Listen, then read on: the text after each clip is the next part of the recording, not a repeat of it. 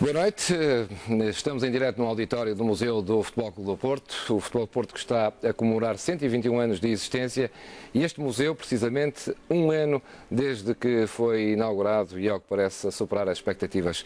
Estes dois assuntos eram motivos mais do que suficientes para uma entrevista ao Presidente do Futebol do Porto, Jorge Nuno Pinto da Costa, mas, como sabe, há muitos outros temas da atualidade que também vamos falar ao longo desta próxima hora. Ainda assim, o Museu e o aniversário do Futebol do Porto a abrir esta entrevista.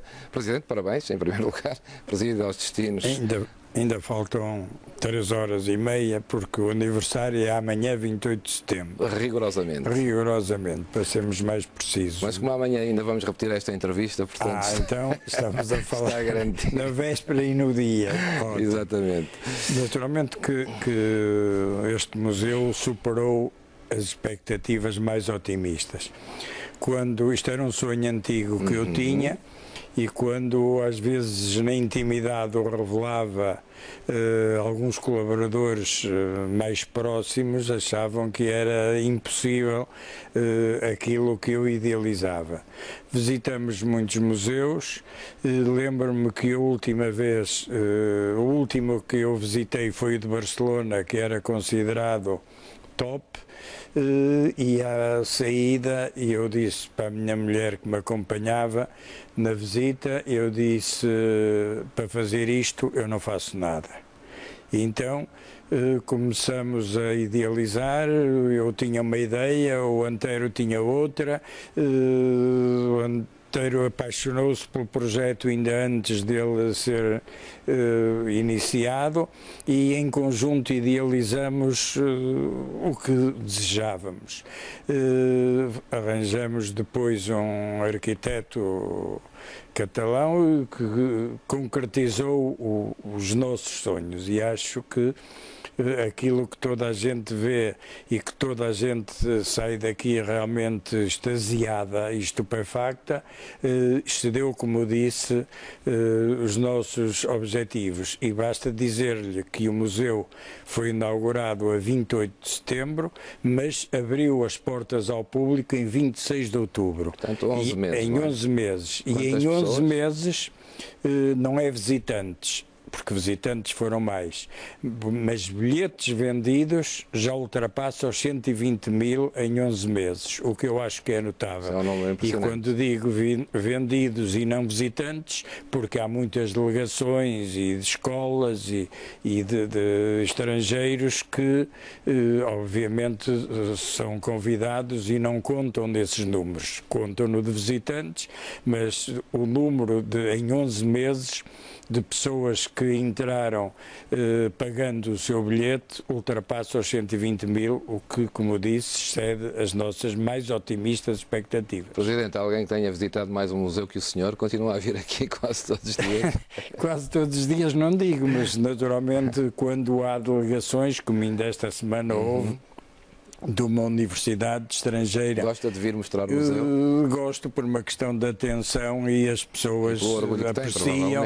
Tivemos o Campeonato do Mundo de Bilhar, em que estiveram aqui, como se sabe, os melhores jogadores do mundo e fizeram questão em visitar o museu. Alguns vieram mais do que uma vez e eu, nessa altura, acompanho-os, ajudo a compreenderem isto ou aquilo, mas não é necessário porque nós temos sempre alguém que, tanto em português como em inglês ou noutra língua, explica tudo aquilo que se passa. Mas compreendo que para essas pessoas o facto de eu as acompanhar diz-lhes alguma coisa e eu é com muito gosto e sempre, cada vez que visito o museu, descubro sempre mais qualquer coisa e cada vez gosto mais dele.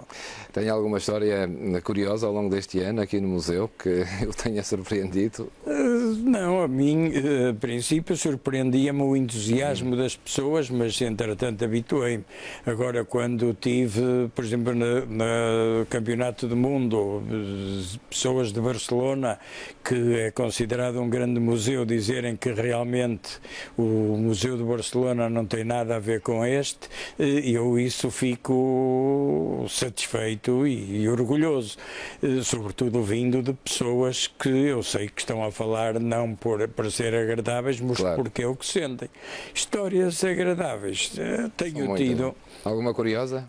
Tenho tido muitos. Olha, no onograma onde eu estou, que apareço a falar, acompanhado do meu cão, nos intervalos de uma cena para a outra, um dia eu estava a visitar o museu com alguém e à frente, encostado ao vidro, estavam um casal já de uma certa idade, e então ela dizia para ele: não é ele que está aí, tu não vês que ele levantou-se e pegou na taça? E o marido dizia: mas não pode ser, então como é que ele está aqui e todo dia? Ele está aqui todo dia, então eu já o vi lá fora. E ele: então não vês? E ela insistia: vês, olha, sentou-se e agora levantou-se. E eu deixei-os na dúvida, porque confesso que achei que a conversa deles e a dúvida era tão interessante que deixei-os para tirassem as conclusões devidas e segui a visita. Presidente, está neste museu a história de 121 anos do Futebol Clube do Porto.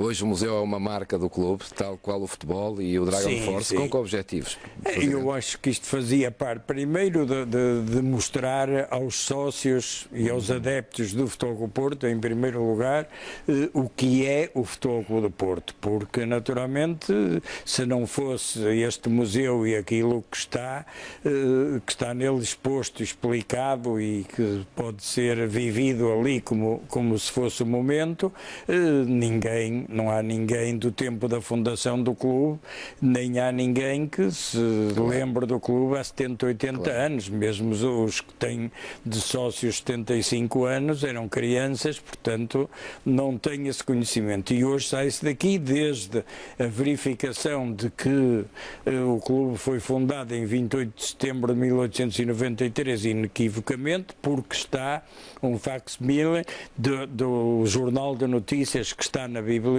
onde é anunciado que nesse dia nasceu o Clube Futebol Clube do Porto. Portanto, desde aí, todo o projeto e o processo de desenvolvimento do Futebol Clube do Porto, todas as grandes vitórias estão aqui marcadas e podem ser vividas, e há gente que entra aqui de manhã e sai quando o museu fecha às 7 horas. Presidente, então o museu, além da história do Porto, hoje representa também algo de projeção internacional que o Porto quer? Também, porque, olha, eu tenho estado com... É esse agora o caminho do Porto, é a projeção internacional. Exatamente, e tanto através da sua equipa, que isso não futebol, precisa, claro, que é natural, como através do Dragon Force, onde estamos a abrir o Dragon Force, por exemplo, em Bogotá, recentemente, e em que estamos noutros países que em breve serão anunciados, em que está em andamento esse processo, mas o museu também. E é curioso que já muitas vezes estive com estrangeiros que me dizem: já sei que vocês têm um grande museu porque este ou aquele esteve lá e disse-me que o museu é fantástico. Portanto, o museu, mesmo aqueles que não o viram, já sabem que existe e que é um local a visitar. E eu dizia sempre, a minha tese era que não queria um armazém de taças, queria um museu, e um museu que fizesse a história e projetasse o clube, e felizmente conseguimos esse facto. Já agora, como é que tem sido a ligação do museu à cidade? Sente que há das instituições da cidade já uma ideia do Museu do Porto? Eu acho que mais importante do que dizer-se à cidade, eu acho que há uma grande ligação da gente do Porto ao museu. Digamos, a cidade, o que é a cidade? A cidade são as pessoas. O Porto é grande, é aquilo que é pelas pessoas, não é como Lisboa. Lisboa é uma cidade que é feita pelos políticos. Não, o Porto é feito pelo povo, pelos portuenses. E os portuenses, não tenho a mínima dúvida, que se apaixonaram por esta obra, por este museu, e é um local de visita de muita gente e muitas vezes. E com a instituição Câmara, o Museu de Porto pode funcionar como um roteiro turístico da cidade? Acha que poderia haver uma ligação ligação entre a idilidade da Câmara, outras instituições, como o Instituto Vinho do Porto, enfim. Acha que o museu pode ser um dos roteiros turísticos da cidade, ou já é mesmo? Eu acho que já é naturalmente, não é porque haja da Câmara alguma intenção ou tenham feito algo por isso. Havia um projeto que era de um candidato à Câmara do Porto que perdeu as eleições, portanto não foi em frente, que era inclusive quando o clube fosse fora, como vai agora para a semana, convidar industriais, aqueles que pudessem apresentar os seus produtos, o Instituto de Vinho do Porto, a fazer parte da delegação do Futebol Clube do Porto, mas isso ficou sem efeito. Agora, mesmo sem ser roteiro, nem estar incluído, nem nada terem feito, eu acho que este museu já faz parte do itinerário quase que obrigatório de todos que visitam a cidade do Porto. Sabe-se que a ligação com o anterior Presidente de Câmara não era a melhor, enfim, não havia boas ligações, ou se calhar nem havia ligações. Mudou alguma coisa agora com a nova Câmara do Porto, com o novo Presidente? Há alguma conversação, há alguma ligação? Não, que se queira fazer? já conversamos várias vezes, até porque eu o conheço há muitos anos. Quais são as diferenças que sente hoje? A diferença é que o outro não conhecia, nem conheço. E em termos de Futebol Clube do Porto, nada fez, e pela cidade pouco mais. Inclusive, se esta zona das Antas hoje está como está, deve-se ao Futebol Clube do Porto, à sua persistência, porque, como se sabe, o próprio estádio esteve com as obras suspensas por responsabilidade da então Câmara Municipal do Porto. Portanto, essa hostilidade desapareceu. Agora, se me pergunta que em termos práticos beneficiamos alguma coisa, sinceramente não. O Presidente da Câmara, que é meu amigo e que eu sou amigo, e amigo não empata amigo, como se costuma dizer, em termos de ligação do Futebol Clube do Porto à cidade, não tem sido absolutamente nada positivo.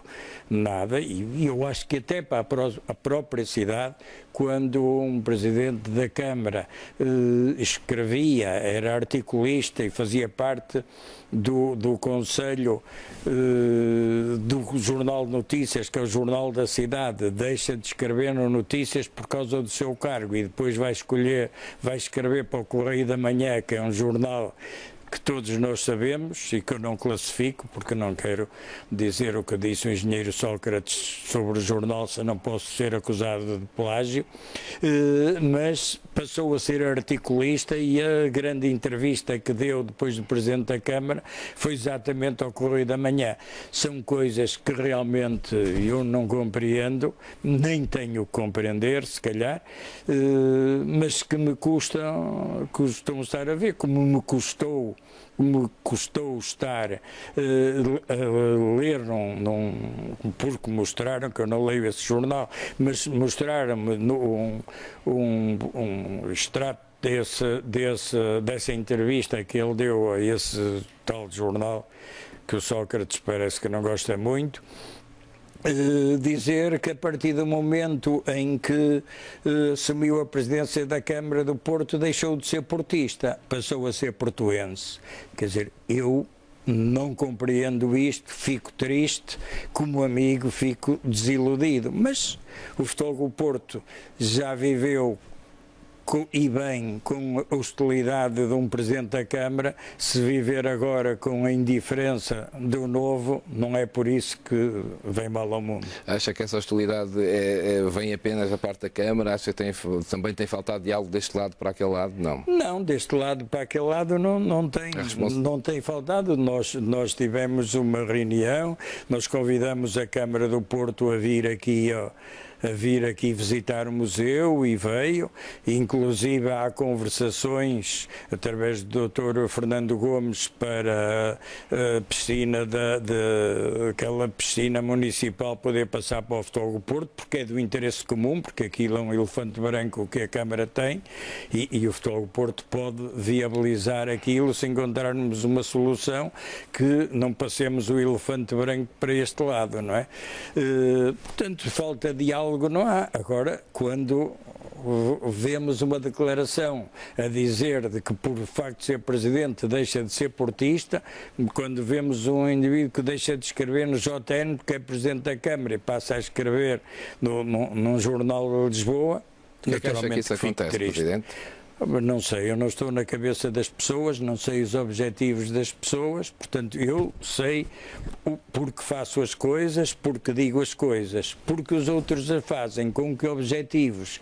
Há coisas que eu não compreendo.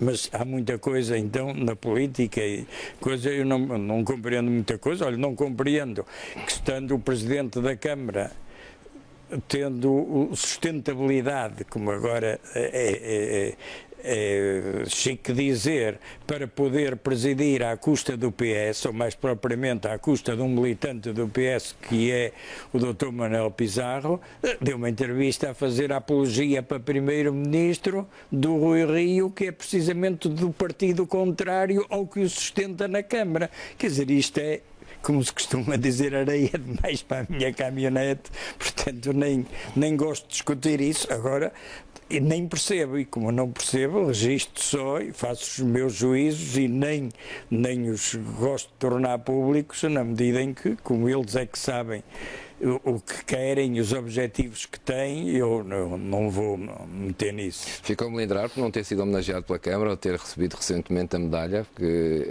que poderia ter sido atribuída e que não foi votada a sua... Não, votada foi.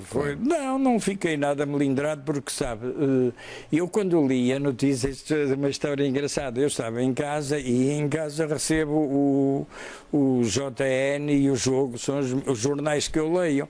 E nos dois jornais vinha a dizer que uma vereadora socialista chamada Carla Miranda, que eu não conhecia, mas que fixei o nome porque a minha mulher chama-se Fernanda Carla Miranda, portanto achei uma coincidência interessante, tinha proposto a medalha da cidade para mim e tinha sido vetada pelo Presidente e pelo Manuel Pizarro. E o meu pensamento, e que disse, esta sujeita não sabe, e repito, eu não sabia de quem se tratava, esta sujeita não sabe de que está a falar, eu já tenho a medalha de ouro da cidade. A medalha de ouro da cidade foi-me atribuída ainda no tempo, atribuída e entregue no tempo da presidência do Dr. Fernando Cabral. E quando li aquilo, disse, ela não sabe de que está a falar, eu já tenho isto.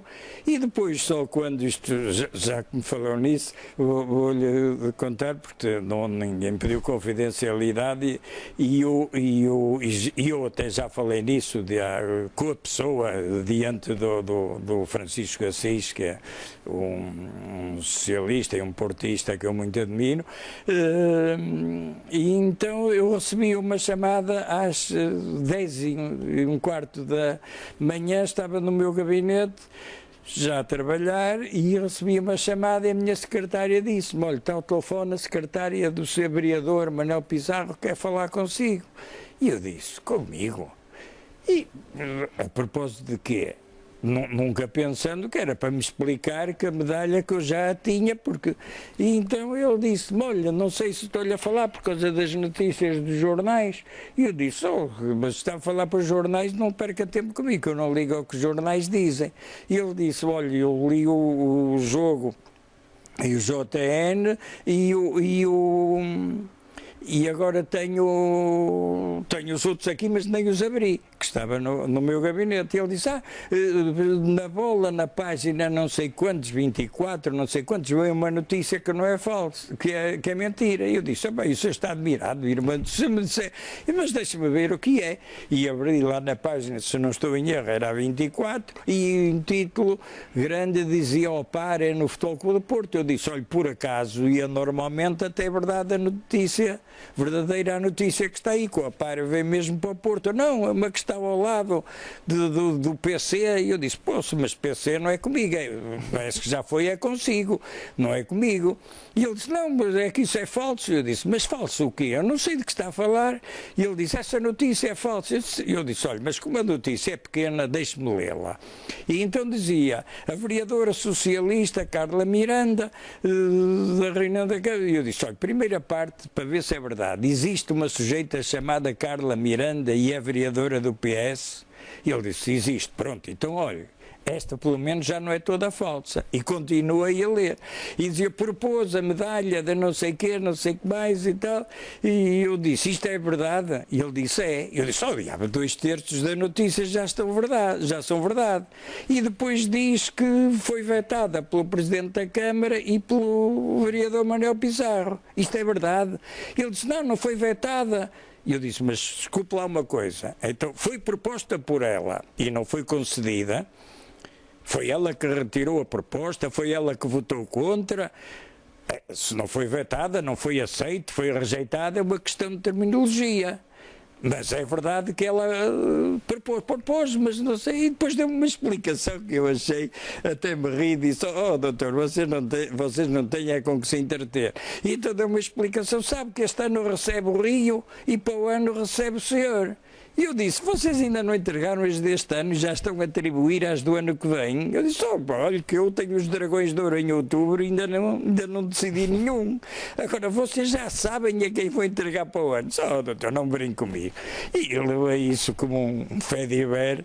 E não... Enfim, Presidente, essas relações com o Cano então não continuam a ser Não, nem tem nada a ver com isso, porque isso e as minhas relações com o Manuel Pizarro continuam a ser normais, inclusive eu encontrei-o num restaurante com o Assis e até brinquei que contei isto, que até disse ao Assis, cuidado, se você está a falar com o legionário político, está bem, se é com o legionário do Futebol Clube do Porto, que ambos são portistas, cuidado, que o seu colega portista rejeitou e tal. Portanto, levei isso para a brincadeira. Não... Seja como for, acompanha o que é a cidade e acompanha provavelmente o país. Já vamos falar da atualidade do clube, do futebol, da equipa, temos que falar disso também ao longo desta entrevista. Antes disso, queria só perceber se acompanha também, como é que tem acompanhado esta crise do país, em que há um primeiro-ministro que está sob suspeita, há um partido que está em eleições primárias, são amanhã precisamente. Tem acompanhado e também interessa-se por isso ou também já não lê, já não se preocupa com aquilo que é o país? Neste país está tudo sob suspeita, está tudo sob suspeita, está tudo sob escuta. Eu costumo dizer que isto parece o país dos escuteiros, está tudo sob escuta.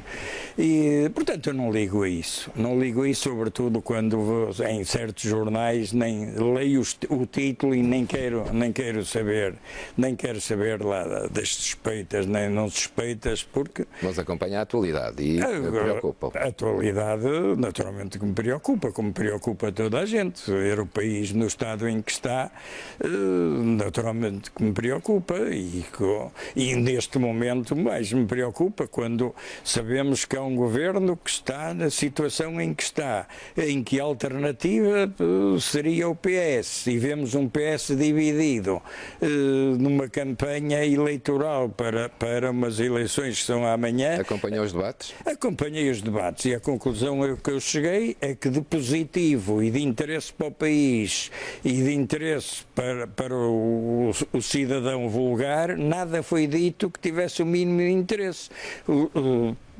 Tratou-se mais de uma luta pessoal, do ataque mais direto, mais indireto, mais sofisticado, menos sofisticado, de insinuações, mas de positivo acho que ficou uma péssima imagem.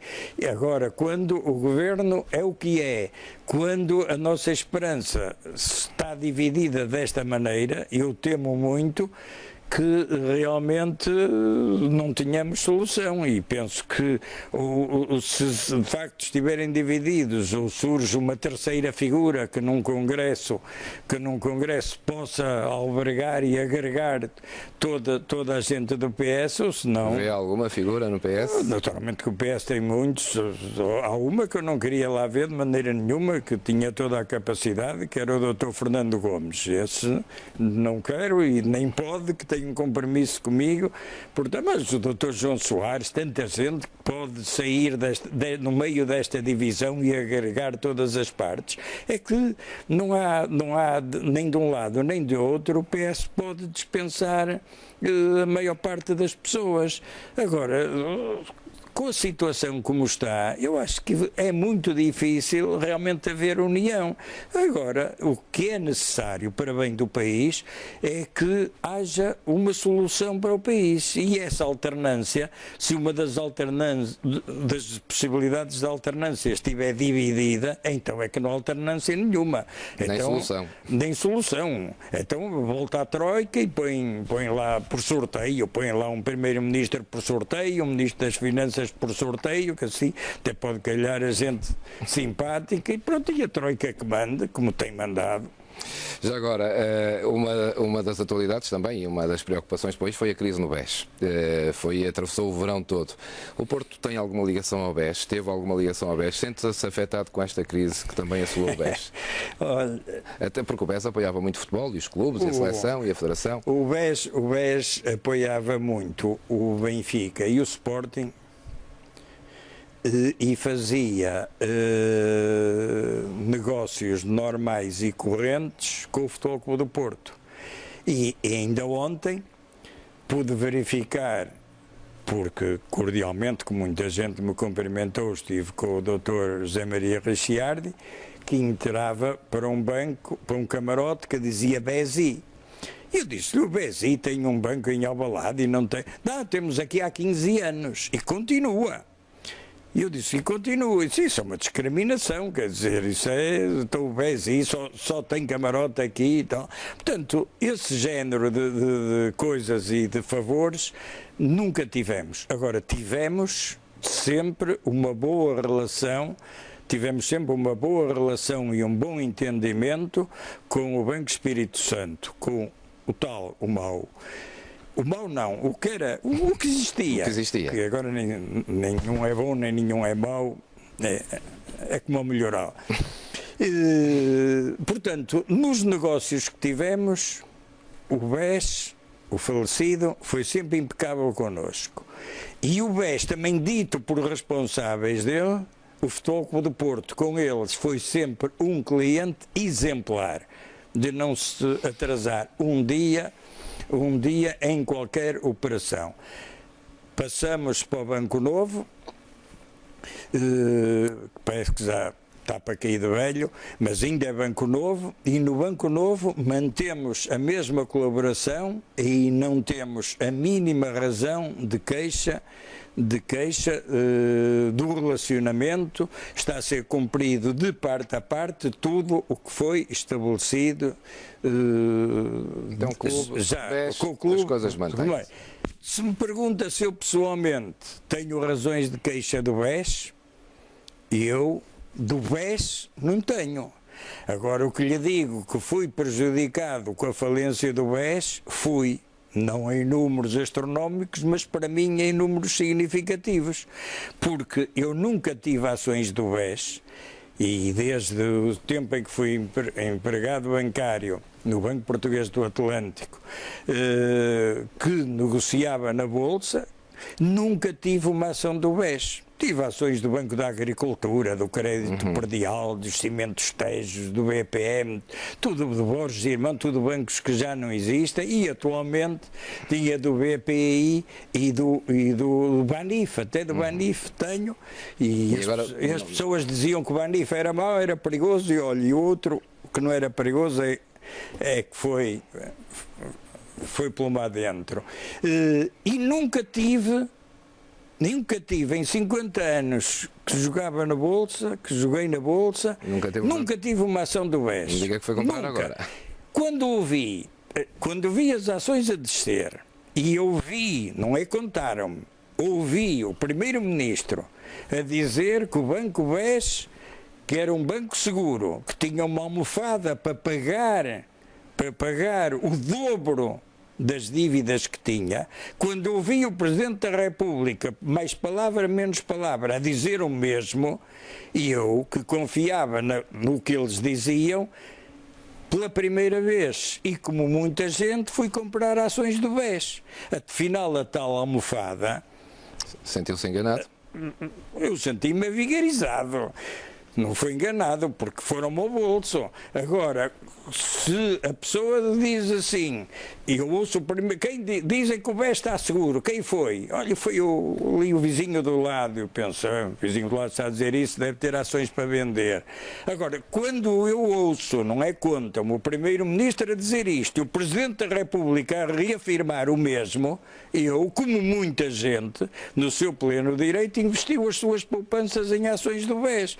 Agora, não faço ideia se o Presidente da República e o Primeiro-Ministro vão indemnizar os que enganaram ou não. Do BES eu não espero nada, porque eu não fui enganado pelo BES.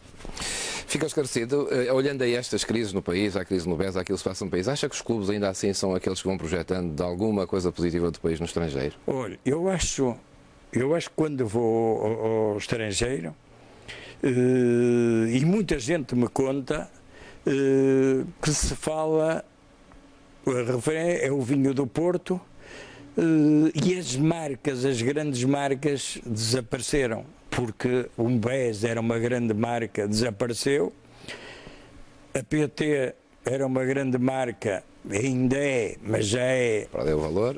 Já perdeu o valor e é mais brasileira que portuguesa. Então, e o que é que eu falar? O que é que resta? Resta o futebol, e não há dúvida nenhuma que o futebol, e nisso tenho que ser sincero, toda a gente fala do Porto, mas igualmente a marca Benfica tem presença no estrangeiro. Tirando essas duas marcas e o vinho do Porto, sinceramente, não ouço falar de mais nada. Eu não ouço falar mais nada senão em desgraças. Isso entristece-o? Entristece-me, naturalmente, se eu perguntar lá fora a alguém se conhece a TAP, não fica como português contente do que ouve dizer. E se falar de outras marcas e de outras empresas e de outras coisas que sucedem, naturalmente que isso que o entristece. E felizmente que é o futebol, e foi ou até bem há pouco tempo, e espero que volte a ser através da Seleção Nacional também, mas foi através da Seleção Nacional do Porto e do Benfica que estas três marcas foram conhecidas em todo o mundo. E vão projetando o país. Vamos voltar à marca Porto, então vamos falar do Porto. Ontem houve um Porto Sporting em Alvalade. Está decepcionado com estes últimos 3 empates e com o facto do Porto já estar atrasado em relação ao primeiro lugar. Está a ver um filme igual ao que viu ano passado? Isso já são duas perguntas. Pronto, então vamos à primeira. Vamos à primeira. Porto Sporting de ontem. Primeiro, achou os resultados justos? Desculpe, só perguntar-lhe. Tenho que aceitar que é justo. Foi o que foi. Foi o que foi. Cada um marcou um golo, ambos resultantes de erros da equipa que os sofreu, portanto até nisso ficaram empatadas. Ambos tiveram oportunidades, o Sporting com uma bola na barra, o Porto com duas oportunidades do Herrera e do Jackson, e depois com um penalti não assinalado que poderia, em princípio, dar gol, mas isso não conta, isso é para a história, deu um. Agora, sobre o jogo de ontem, há 3 coisas que a mim me satisfizeram ter verificado. A primeira coisa foi a maneira cordial como fui recebido nos corredores presidenciais, desde os antigos presidentes Soares Franco e Sousa Sintra, que me cumprimentaram efusivamente, a grandes figuras da história do Sporting, como o Hilário, como o Carlos Lopes, como muita outra gente, me veio manifestar a alegria de me verem. O próprio Inácio, com quem estive no UOL, tudo isso foi uma coisa que me caiu bem e satisfez, e fez realmente ficar contente. A segunda foi excepcional o apoio da nossa claque, dos nossos adeptos. Foi excepcional. Eu pude verificar que eles estavam mesmo em cima da baliza, onde aos 2 minutos sofremos o primeiro golo, e continuaram a cantar e a incitar a equipa, como, digo sinceramente, eu nunca tinha reparado, nem tinha visto, nem ouvido. Foram realmente fantásticos, e foi pena que naquele último minuto não pudéssemos ter concretizado aquela jogada em golo que parecia fácil de concretizar, porque eles mereciam. A terceira sobre o jogo, foi, como lhe disse, foi um empate. O guarda-redes do Sporting fez grandes defesas. Quer dizer, hoje parece que há jornais que dizem que o Sporting esmagou o Futebol Clube do Porto. Não me lembro de nenhuma grande defesa do Fabiano, mas lembro-me de algumas grandes defesas de Rui Patrício. Seja como for, Presidente, é o terceiro empate em 3 jogos. É o terceiro empate. Agora que me pergunta a história do campeonato, se me perguntar a história do campeonato, olha, eu vou-lhe dizer, a história deste campeonato é igual à do ano passado. Só que este ano começou mais cedo. No ano passado vencemos 4 jogos, este ano vencemos 3. Ao 5º jogo, o que é que nos aconteceu no ano passado? Empatamos no Estoril 2-2, com um penalti marcado com uma falta do Fernando fora da área, como toda a gente viu, e depois com penalti, com um golo em offside. E aí começamos a perder pontos. Este ano foi uma jornada mais cedo com o São Paulo Batista e os seus auxiliares. Um penalti não assinalado, um golo legal anulado, e veio-me imediatamente à ideia o jogo do Estoril. E então até fiz esta comparação, até nisso é parecido. No ano passado, no Estoril, quem foi o árbitro? O Sr. Rui Silva, que até desceu de divisão. Veja lá, o Sr. Rui Silva era tão bom árbitro que desceu de divisão. Este ano, quem foi o árbitro de Guimarães? O Sr. Paulo Batista, que era tão bom árbitro que no ano passado desceu de divisão e depois foi repescado. E eu acho curioso como é que num Guimarães-Porto, que eram ambos líderes, em vez de ir um árbitro internacional ou pré-internacional, foi nomeado um árbitro que, repito, desceu de divisão. Depois repescaram lá pelos coeficientes de não sei quê, e foi repescado e voltou à primeira. Esse árbitro foi o Rui Silva, que nos calhou este ano. Portanto, são fatores que depois são esquecidos, nem vêm nas parangonas dos jornais como se fossem ao contrário, nem vêm nas parangonas dos jornais, mas são factos. Em relação ao jogo do Boa Vista, foi um jogo anormal. Um jogo anormal, tudo aquilo foi anormal. Às 4 horas estava um sol de se poder estar na piscina, e às horas de começar o jogo veio uma trovoada que adiou o jogo 45 minutos, e depois não tivemos nem sorte, nem aproveitamos as oportunidades que tivemos, e foi daqueles percalços que acontecem e que nós lamentamos. O perder 2 pontos em Alvalade, também verifiquei com satisfação que no final do jogo ambos tínhamos perdido 2 pontos, mas vi grande tristeza da nossa parte e vi euforia na outra parte. Eu acho que isso tem que ser entendido como um reconhecimento da nossa superioridade. E falamos do treinador também, Lopetegui, que é o atual treinador. Acha que houve uma mudança radical, ou houve mesmo uma mudança radical? Lopetegui foi buscar um treinador espanhol? Não, eu fui buscar um treinador. Qual foi a ideia desta mudança? Buscar um treinador, foi exatamente por aquilo que disse, para haver uma mudança radical. Não foi para haver uma mudança radical. Novo paradigma no Porto. Uma mudança radical. E radical em quê? Os últimos anos, não vou tirar valor nem acrescentar valor aos treinadores que tivemos. Até porque um ainda se mantém no Futebol do Porto, na equipa B. Agora, eram treinadores, e não vou discutir a competência deles, porque eu não discuto competência de treinadores. Agora, a sua postura não transmitia nem aos sócios, nem para dentro do campo, nem para ninguém, aquilo que se chama empatia. Houve uma empatia dos sócios. Quer dizer, às vezes os nossos treinadores ganhavam. Eu lembro-me do Vítor Pereira, que ganhou 2 campeonatos, ganhou o célebre campeonato do Kelvin. Um dos argumentos que me disse para ir embora é que não podia continuar porque os sócios não gostavam dele. Ele sentia que não gostavam dele. E disse-me a mim e ao Antero Henrique que à segunda-feira gostava de ir ao cinema e não ia porque os sócios não gostavam dele. Quer dizer, um indivíduo que sente, mesmo quando ganha, que os sócios não gostam dele, é que não há empatia. Aconteceu o mesmo com o Paulo Fonseca também? Também aconteceu, Paulo Fonseca é um excelente treinador, é uma ótima pessoa, fiquei sinceramente amigo dele, mas não transmitia também, não tinha força interior. E o Paulo Fonseca, é certo que foi no Estoril que lhe deram a primeira martelada, mas depois não pedia-me para sair, não sentia com capacidade, com coragem para enfrentar as dificuldades. E eu vou-lhe ser franco. Eu pus na minha cabeça que tinha que haver, dizem que eu falei em revolução, é possível que tenha falado, embora eu não seja propriamente um revolucionário, embora gostasse de poder ser, pus na minha cabeça que havia de haver uma mudança radical no final do ano, no final do período das transferências.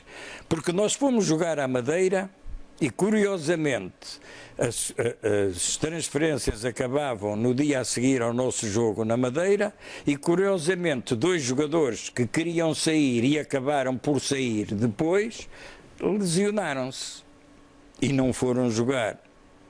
Não foram à Madeira. E outros estiveram dentro do campo à espera, não era que o telefone tocasse, era que algum fax lhes aparecesse. E eu fiquei tão revoltado com essa situação. Não quero dizer quem são os jogadores. Não vale a pena. Não pronto, interessa. Muito bem. E que sejam muito felizes, é o que eu quero deles todos. Quando sai daqui alguém, eu quero é que sejam felizes e contentes, desde que não fiquem contentes por ganhar ao Porto quando jogarem com o Porto, que ganhem a toda a gente, que eu fico muito feliz.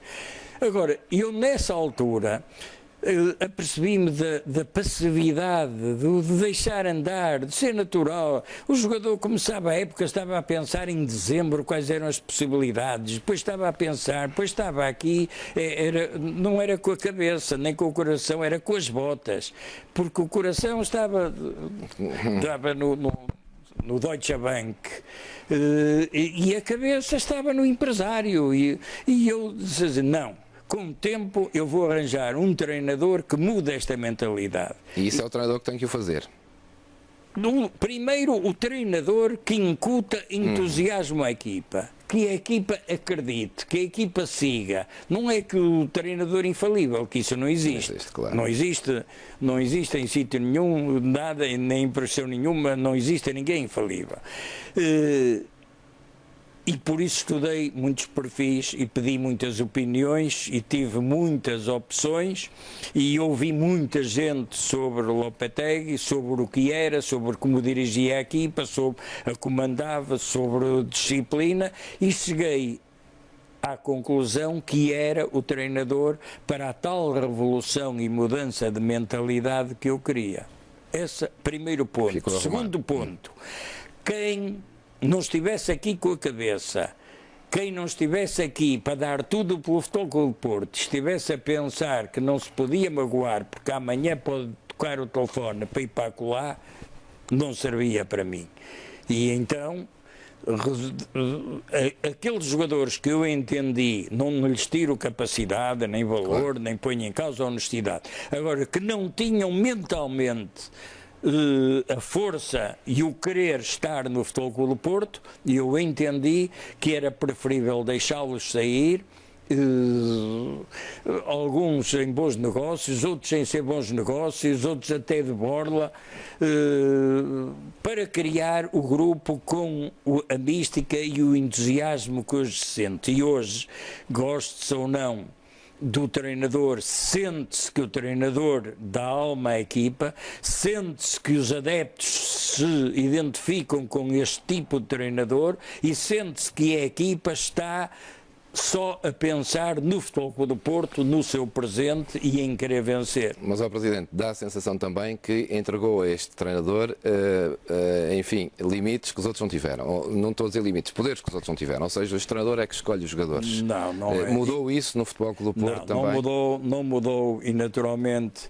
E que este treinador teve todos os jogadores que quis? Não teve. Então. Infelizmente não teve, porque havia muitos que ele queria e que não foi possível. Posso-lhe Claro. Não lhe vou dar exemplos, mas vários... Mas isso também mudou ou não? Não, mantém-se a mesma não mudou forma? Porque os treinadores sempre escolheram os jogadores e eu sempre que foi possível dá-los... Naturalmente que o tal jornal que o Sócrates disse que era lixo, já disse várias coisas. Uma, que o treinador fazia esta rotatividade porque era a SAD que lhe exigia. E não é? Nem dá para comentar. Outra é de que o treinador disse: se não me derem estes jogadores eu vou-me embora. Fez um ultimato. Completamente falso. Completamente falso. Agora, o que é verdade é que quando eu tive a primeira conversa com o Lopetegui, que lhe disse: Mister, quero falar consigo, não. E ele disse: mas eu disse: não, Mister, não estou a falar para saber que eu já conheço, já sei mais de si do que você pensa. Eu quero que o senhor venha cá porque o senhor é minha opção e eu quero que seja treinador de Futebol do Porto. Portanto, vem cá, não é para conversarmos. É, se o senhor quer ser treinador de Futebol do Porto, venha que vai ser. E ele veio. E nessa semana, entre este telefonema e o vir cá, ele viu... Eu não sei se ele chegou a dormir porque viu os jogos todos do Futebol do Porto. E falamos sobre o plantel do Futebol do Porto. E ele disse-me os jogadores que entendia imprescindíveis, os jogadores que podiam ou não ficar e os jogadores que não queria. E depois disso eu defini-lhe o perfil que queria. E disse-lhe: Mister, eu não quero jogadores para virem para aqui, que não seja para dar tudo. E ele disse os lugares em que queria, em que gostava de jogadores, disse vários que eu também gostava e que não foi possível. Um deles foi muito badalado e era verdade, que era do Feyenoord. Veio outro que era verdade, que ele queria do Málaga, não foi possível. Portanto, aqueles que foi possível vieram. Não foi nenhuma imposição, vieram aqueles. Os que ele quis que ficasse, ficaram.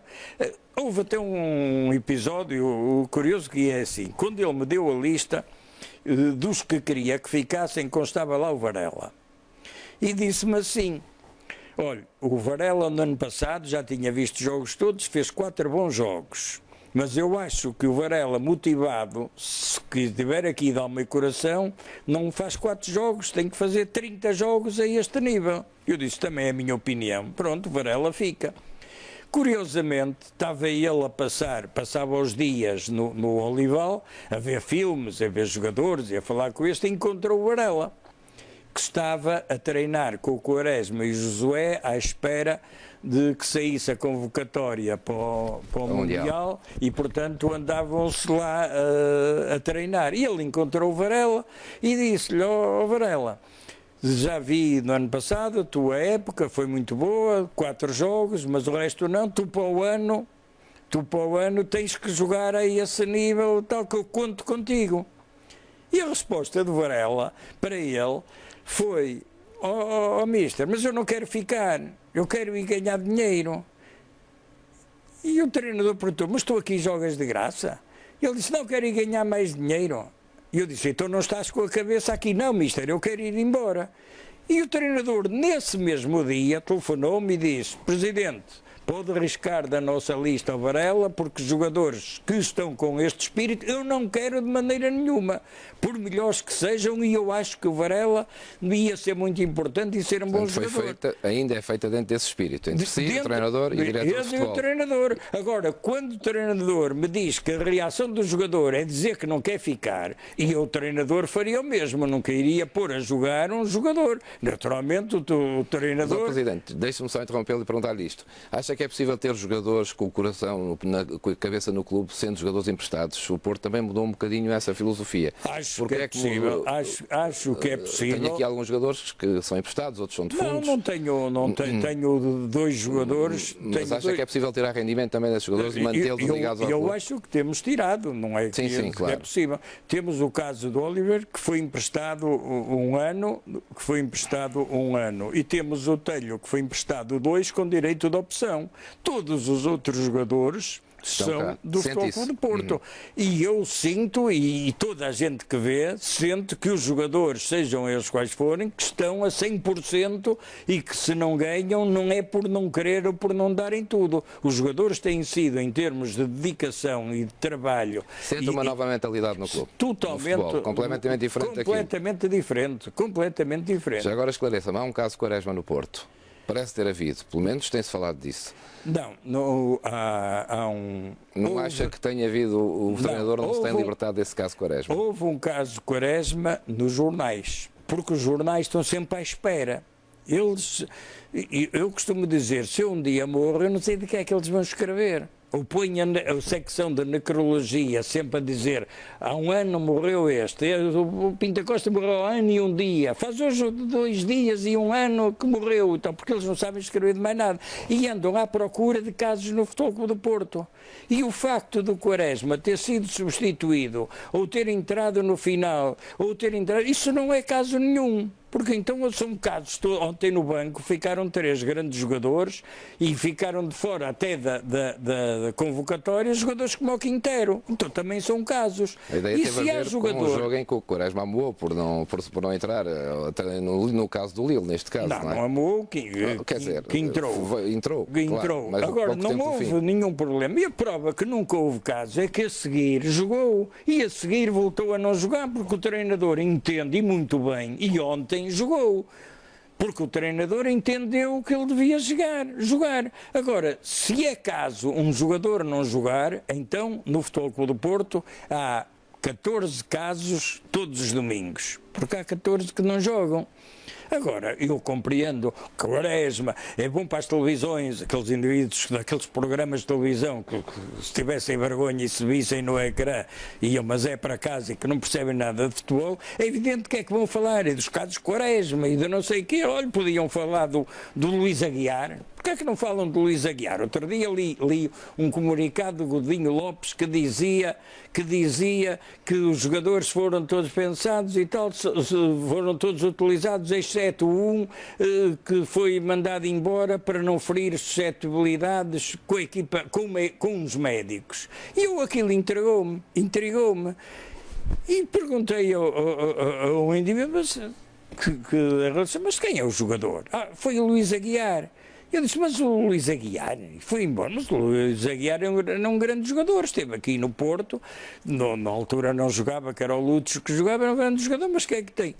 Isso é um problema lá de uns médicos. Eu disse, isso é que deviam discutir, porque é que eles nesses programas, eu deixava aqui um conselho, levantem o problema desse comunicado e expliquem o que é que aconteceu com o Luís Aguiar, porque acho que aquele comunicado até põe em causa qualquer médico, porque diz foi por causa de uns médicos, mas não diz quais. Agora, eu se fosse médico perguntava, sei lá, para quem é isto? Porquê é que não discutem isso no programa? Olha, o seu amigo Manuel Serrão que levanta o problema, que pergunte quem é os médicos do Luís Aguiar. O Porto ainda continua a pensar que o Porto vai ter de ganhar o campeonato. Está a haver um filme igual ao do ano passado, que há bocado disse-me, ainda é cedo, mas de qualquer maneira já há uma distância relativa ao Benfica.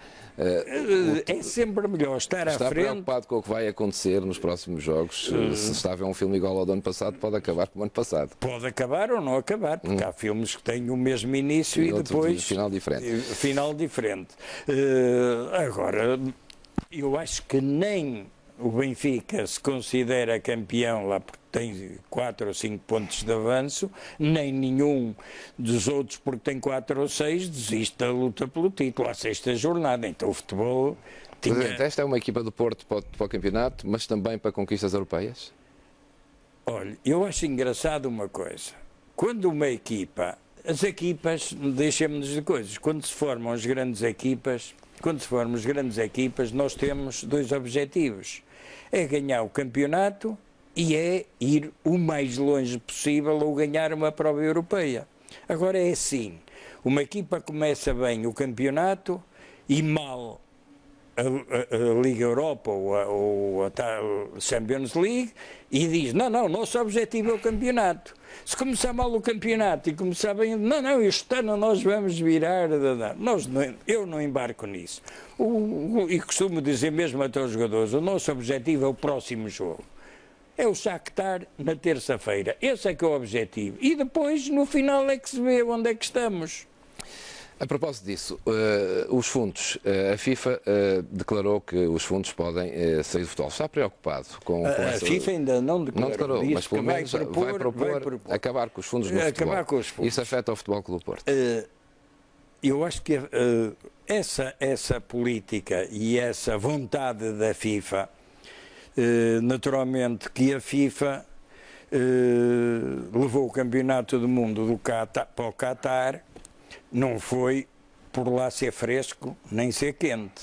É tudo interesses comerciais. É quem paga mais leva o campeonato. Se amanhã for na terra, no Polo Norte com os esquimós, se pagarem, temos os esquimós todos lá nas bancadas a ver os jogos. Portanto, e esta decisão da FIFA tem a ver com alguns interesses também? Essa decisão da FIFA, isto interessa a quem? A FIFA, o que é que lhe interessa, se é dos fundos, se não é dos fundos, se o que é. Isto interessa aos clubes ricos, às ligas ricas e aos multimilionários que vieram investir para a Europa em clubes. Porquê? Porque se são ricos, não precisam de fundos.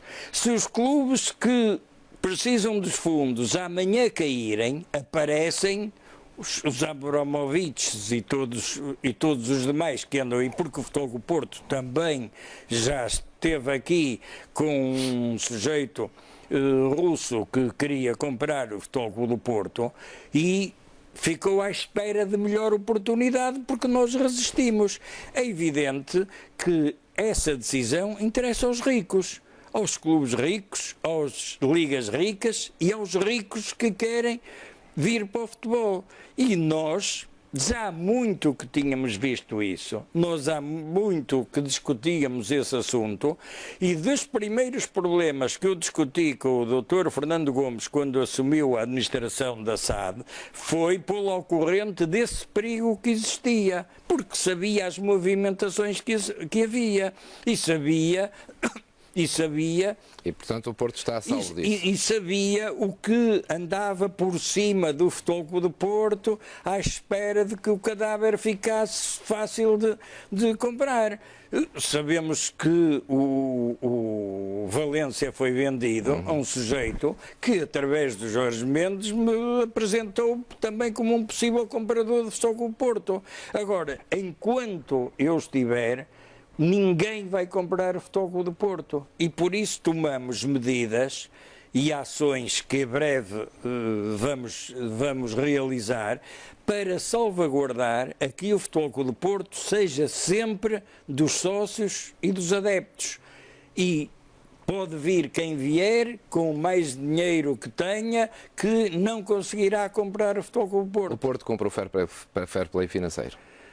Olha, o Futebol do Porto, que está no grupo dos 4 clubes com mais representações na Champions League, a par do Real Madrid, Barcelona e Manchester United, vai ser beneficiado como cumpridor exemplar com uma verba monetária atribuída pela UEFA aos clubes que estão nesse grupo.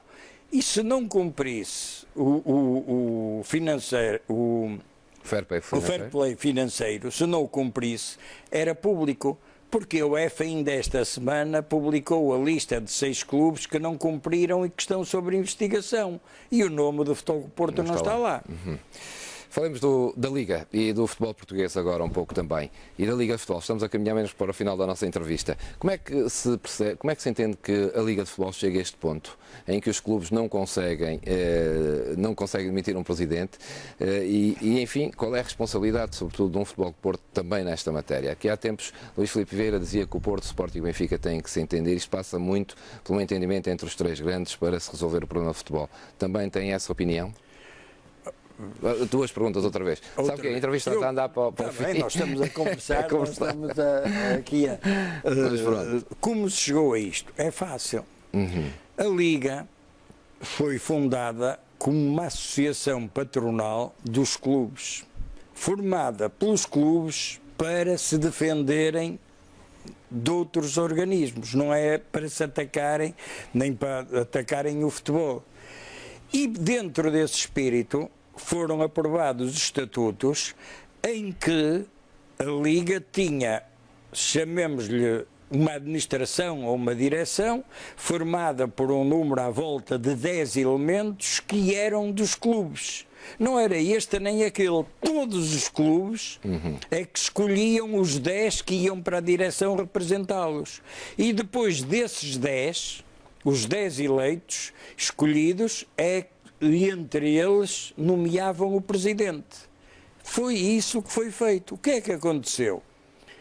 Quando o Dr. Fernando Gomes foi presidente da Liga, conseguiu, através de muitas promessas, que os clubes aprovassem uma coisa, para mim, surrealista, que eu, ao próprio Dr. Fernando Gomes, disse que estava a dar cabo da Liga, que é o seguinte: os clubes deixaram de fazer parte da direção do clube, da Liga, deixaram de ter assento na direção, era eleito um presidente que depois escolhia 4 ou 5 executivos, os que quisesse, com uma coisa extraordinária, é que podia nomeá-los sozinho e podia-os demitir no dia seguinte sem ter que dar satisfações a ninguém nem justa causa.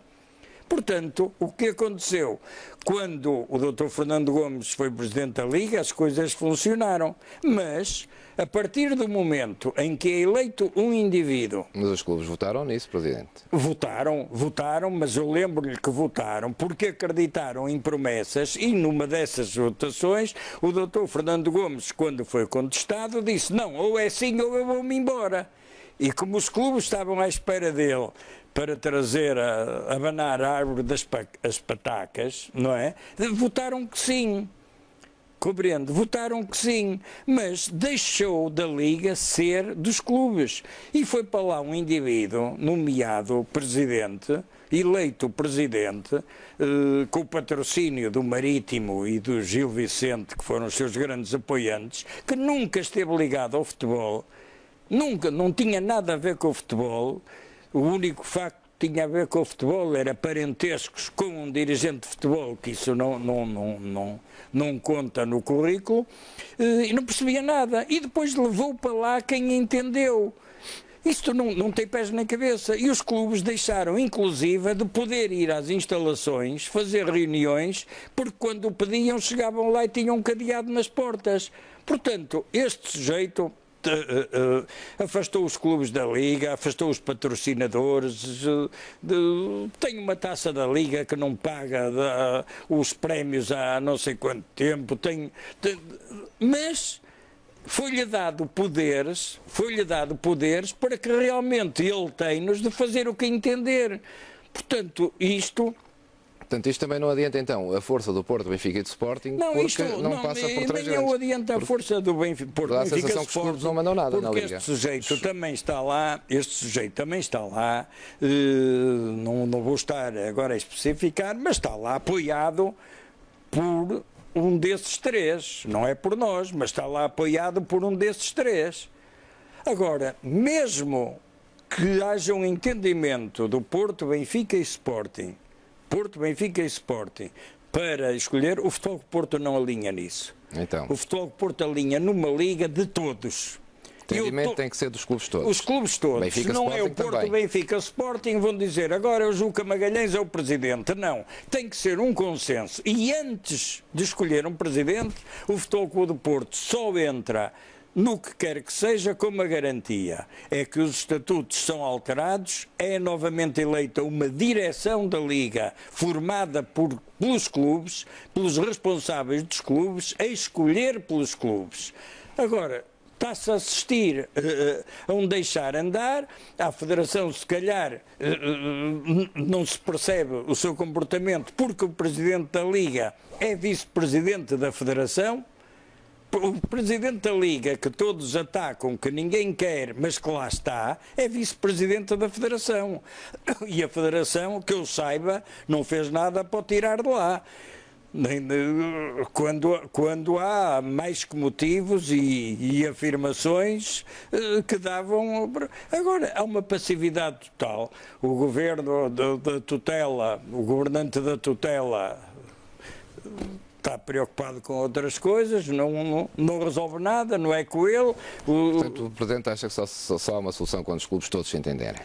Com o Futebol Clube Porto só entra numa solução com os clubes todos. Lá dizer que o Porto e o Benfica, o Sporting, o Porto e o Benfica e o Sporting reúnam para tratar de assuntos comuns.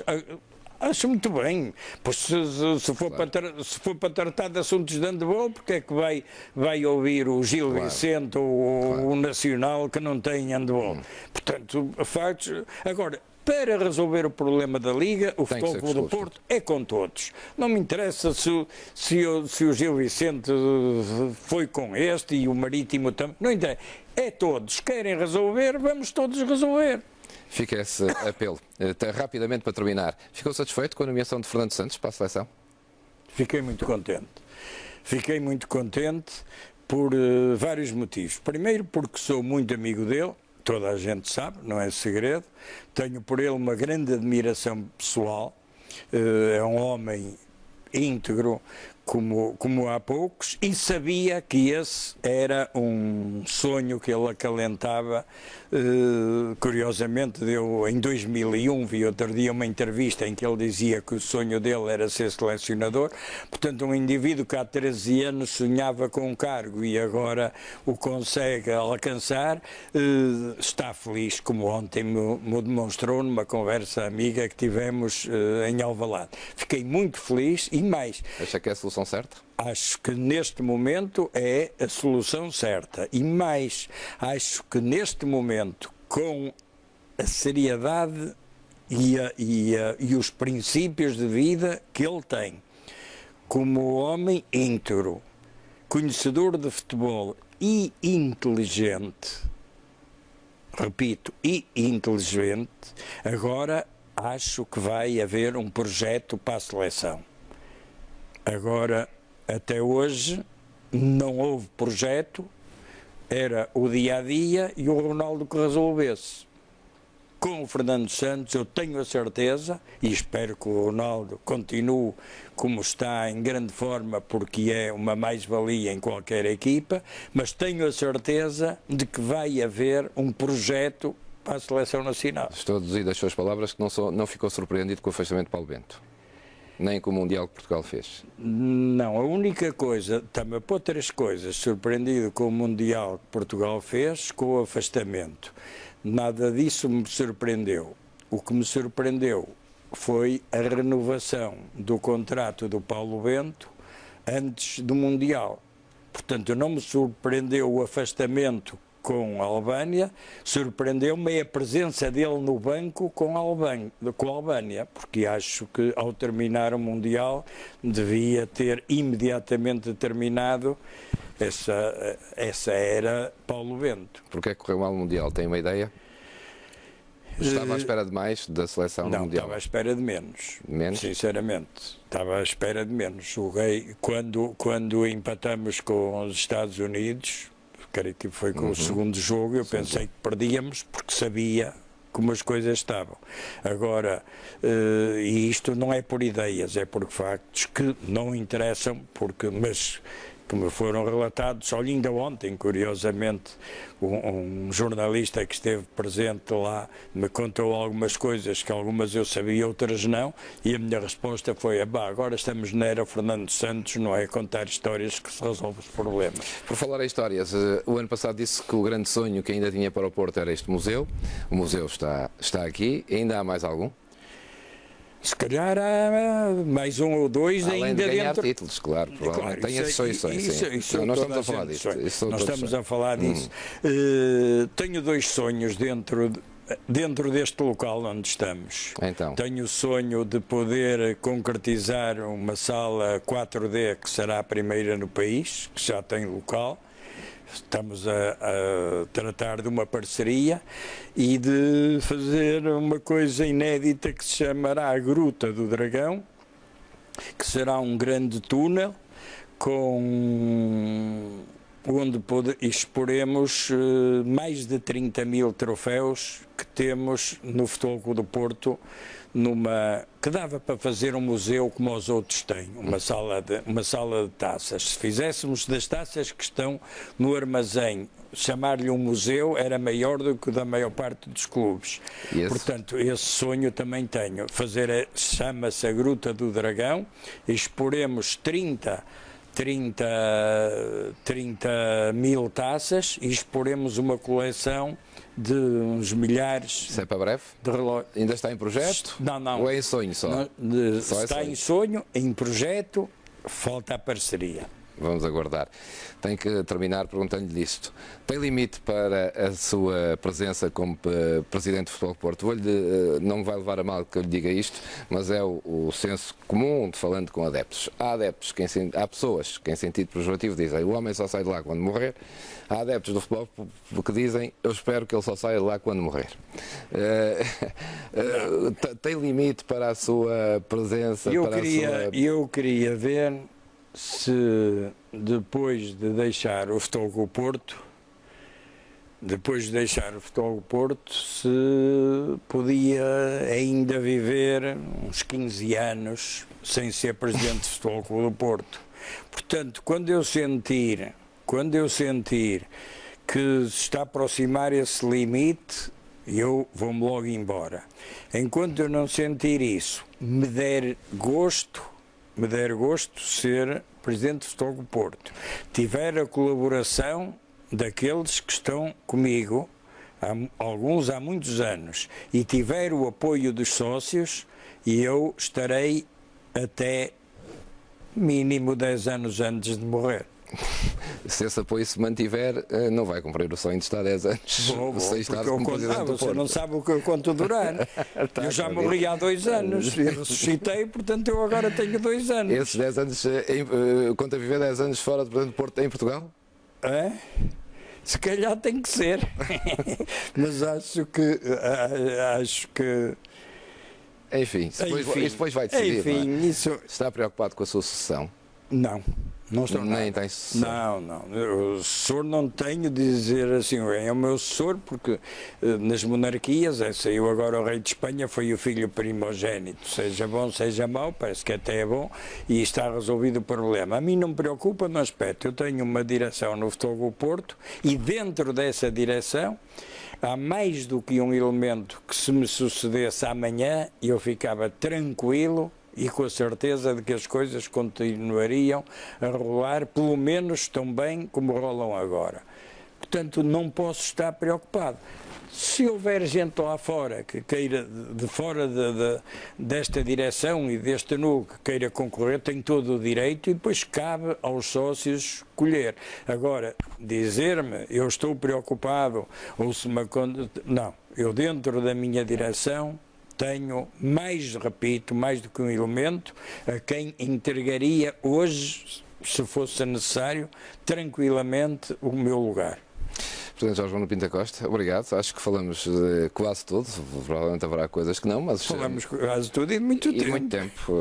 Teve que ser. Impunha-se uma entrevista depois desta chamada revolução que fez no Futebol Clube do Porto, depois a vinda do Lopetegui, e vamos aguardar agora pelos resultados de mais uma época desportiva, que depois os resultados é que ditam também o futuro das pessoas. Muito obrigado, boa noite. Foi um prazer. Fica aqui a entrevista de Jorge Nuno Pinto da Costa, a primeira depois da chamada revolução do verão, e uma entrevista ao Porto Canal.